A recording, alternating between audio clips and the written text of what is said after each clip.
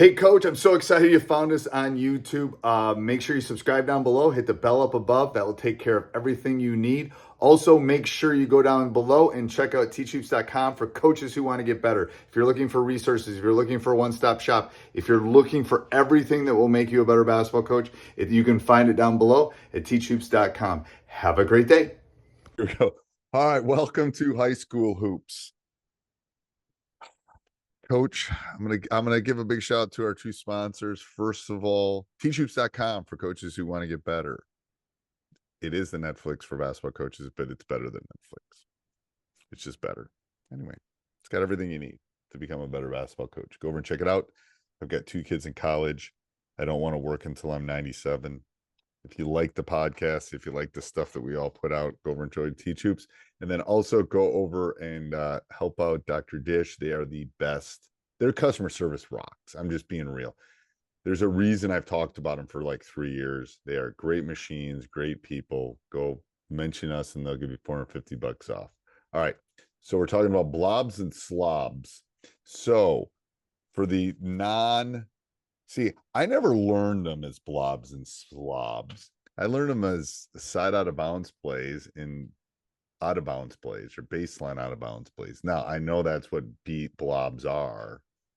But I never really saw that abbreviation till like 15 years ago, 10 years ago. I don't know. Is it a new thing? Well, that's basically when I started my career. So that's Oh, what okay. I don't know. You're just a lot older than me. I'm older than dirt, man. I am. I'm noticing it. I'm Really? like, yeah, because I went up to the lake and I had to bring in like the float out of the lake and move all the canoe and all that stuff inside and lifted it. And it was just me. Uh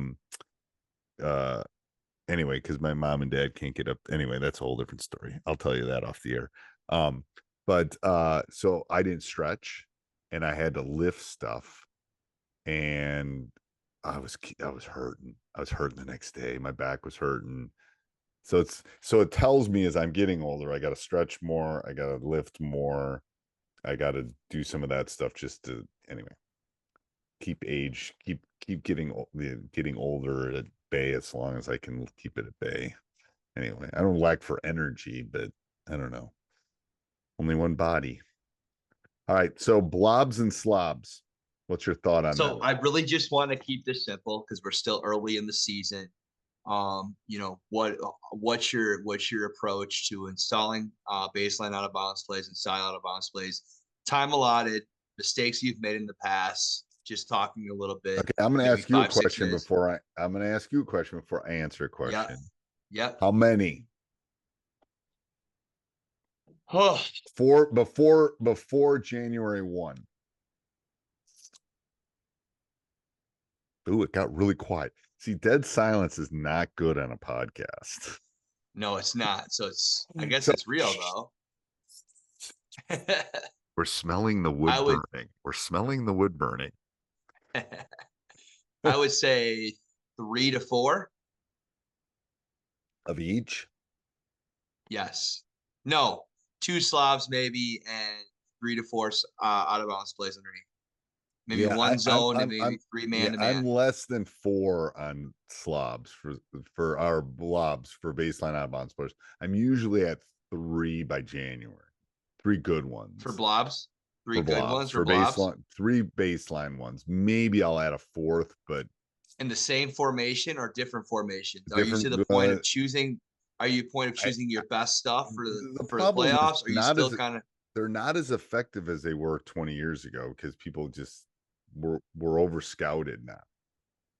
So Yes, I agree. I agree. They're not as effective as they used to be. That's why we have this conversation. So my how much thought they are over scouted? my thought is changing more often and having less. I haven't dove into that yet, and it depends on how smart your team is, but maybe have 2 and then just totally change in 2 weeks and then 2 more and then change so people can't keep on top. So you won't be as good at them, but you might catch them off guard. So that's one thought. I haven't dove into that yet. I have a meeting with my assistants on Wednesday. That's my first thought. Slobs, I usually have one really good one. I need one that I know I can get it in, and and then I have maybe one or two end of game ones. So I tend to have 2 or 3 on slobs. One is more, we're going to run this if it's halfway through the third quarter or something. But then I'll usually have, I call them one's victory, one's win, just psychologically. It's like whatever. But those are to score because we got the ball and there's 6 seconds left and we need to score.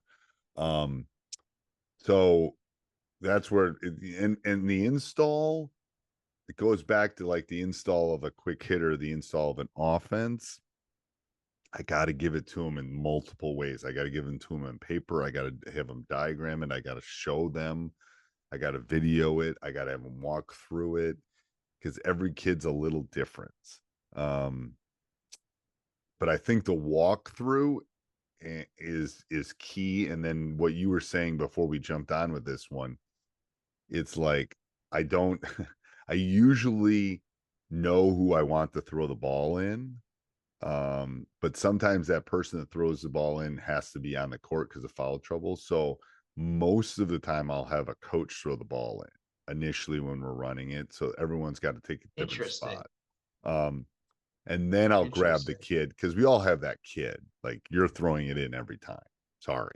I don't trust anybody but you. Right. I agree. I totally agree. That kid's in foul trouble or that kid can score. So then I usually, because the kid that doesn't know what to do will always throw the ball in. They, week 3 and they still don't know the out of bounds play, they'll always throw the ball in. Because they don't have to know anything. They just got to go 2, and then slap the ball. Well, how hard is that? But how do they know where do they have? Because it doesn't matter because they don't know where to look. That's the problem. They don't know the reason. I've done this long enough. Trust me. Try it, coaches. Oh, guarantee the kid that's dumb as a rock is going to throw it in, and that's the kid you don't want throwing it in because they don't know where to go. Now, if you move a kid up from JV or you move a new kid or you're doing something, it is also a place to put a kid that it's like, all right, you're new here, just throw it in and everyone else can do it. But anyway, what's your thought on slobs and blobs? And I guess for me, I like to, when I'm installing something, is it a way that I can score a basket? If I'm not, I really want to create 2 to 3 really good plays and be able to score off of it, just not to do it. I want to execute. I want to be really good at a couple good plays. I don't want 50 of them. I just want to be able to execute 2 or 3 of them. I think that's one thing that's important to me. I often feel like I've scored a lot against zones, but having a couple good blobs against the zone is effective. Because I don't think that's something we think about as often. So I think having a good out of bounds play against the zone. Another good thing to have is often the ball gets stuck in that deep corner.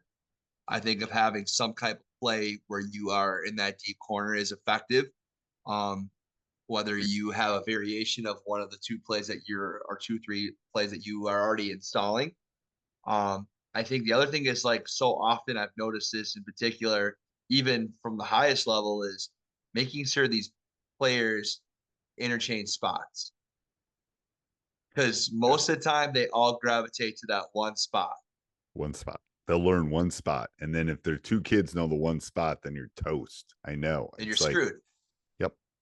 So what we'll do 5. We'll play to 5, and I'll have 2 different groups, and you got to go to a different spot each of the 5 times because there's 5 spots each time, and then we keep score. So white versus red or whatever your colors are.